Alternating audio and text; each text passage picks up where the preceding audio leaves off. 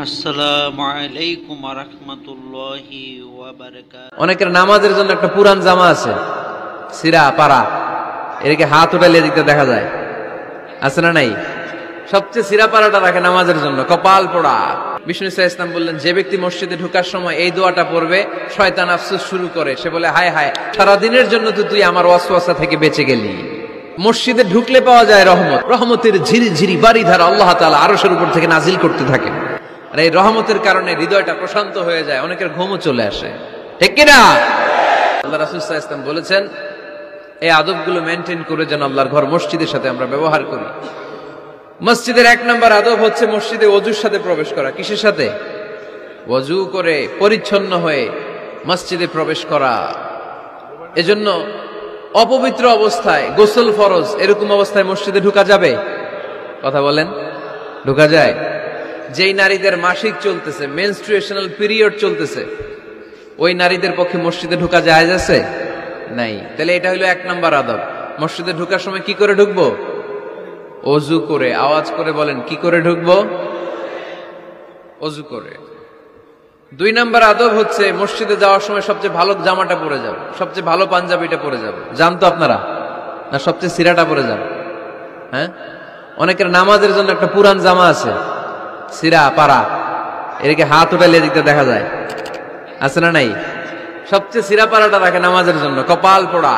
ইবাদতের জন্য সবচেয়ে সুন্দর জামাটা রাখবেন। এজন্য রাব্বুল আলামিন বলেন, ইয়া বানি আদম খুযু যিনাতাকুম ইনদা কুল্লি মসজিদ। ও বনি আদম, তুমি যখন আল্লাহর ঘর মসজিদে ঢুকবা, ও বনি আদম, তুমি যখন নামাজের মুসল্লায় দাঁড়াবা, তোমার সবচাইতে দামি, সবচাইতে সুন্দর জামাটা গায়ে দিয়ে তুমি নামাজে দাঁড়াও, ঠিক কিনা? তাহলে এখন মসজিদে যাওয়ার সময় কি গায়ে দিয়ে যাবেন বলেন? খিতা করবেন? হ্যাঁ, মাশাআল্লাহ, হ্যাঁ, সবচেয়ে ভালো কাপড়টা আয়রন করে পারফিউম মেখে তারপরে আমরা যাব। রাজি আছেন তো? 3 নম্বর আদব হচ্ছে মসজিদে ঢোকার সময় বাম পা দিয়ে ঢুকতে হয়।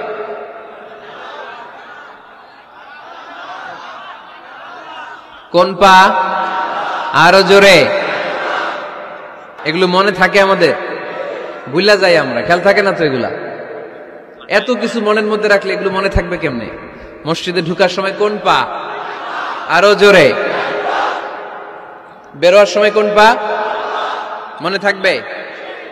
মসজিদে যখন ঢুকবেন ডান পা দিয়ে ঢুকবেন, আর দোয়া পড়বেন, আউযু বিল্লাহিল আযীম ওয়া বিওয়াজহিল কারীম ওয়া সুলতানিহিল কদীম মিনাশ শাইতানির রাজীম। বিষ্ণু ইসলাম বললেন, যে ব্যক্তি মসজিদে ঢোকার সময় এই দোয়াটা পড়বে, শয়তান আফসোস শুরু করে, সে বলে, হায় হায়, সারাদিনের জন্য তো তুই আমার ওয়াসওয়াসা থেকে বেঁচে গেলি। আজকের সারাদিনের জন্য তোরে আমি হারালাম, আজকের সারাটা দিন আল্লাহর পক্ষ থেকে প্রোটেকশন নিয়ে তুই বেঁচে গেলি, আজকের জন্য যা, কালকে তোরে আমি ধরবো। এজন্য এই দোয়াটা পড়ার দরকার আছে না? আউযু বিল্লাহিল আযীম ওয়া বিওয়াজহিল কারীম ওয়া সুলতানিহিল কদীম মিনাশ শাইতানির রাজীম। 4টা বাক্যের দোয়া।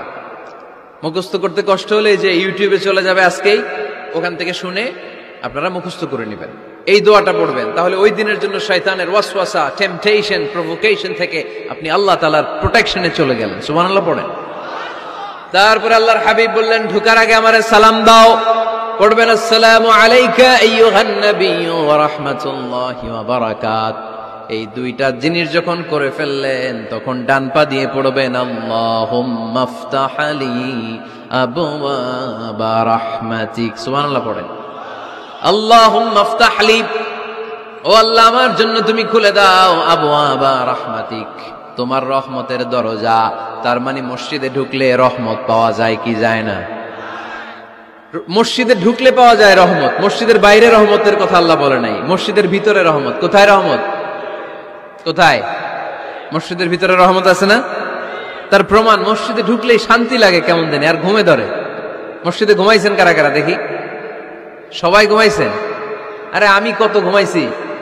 জুমার নামাজের সময় যে কি ঘুম আসে, আসে আসে, কমন পড়ছে, একেবারে কমন পড়ে গেছে, ঘুম আসে। কারণ রহমত, রহমতের ঝিরি ঝিরি বাড়িধারা আল্লাহ তাআলা আরশের উপর থেকে নাজিল করতে থাকে। আর এই রহমতের কারণে হৃদয়টা প্রশান্ত হয়ে যায়, অনেকের ঘুমও চলে আসে, ঠিক কিনা? এজন্য আল্লাহুম্মা ইফতাহ লি আবওয়াবা রাহমাতিক, ও আল্লাহ তোমার রহমতের দরজাগুলো আমার জন্য খুলে দাও। এই দোয়া পড়লে রহমতের দরজা খুলে দেয় কে? Be a part of our vision.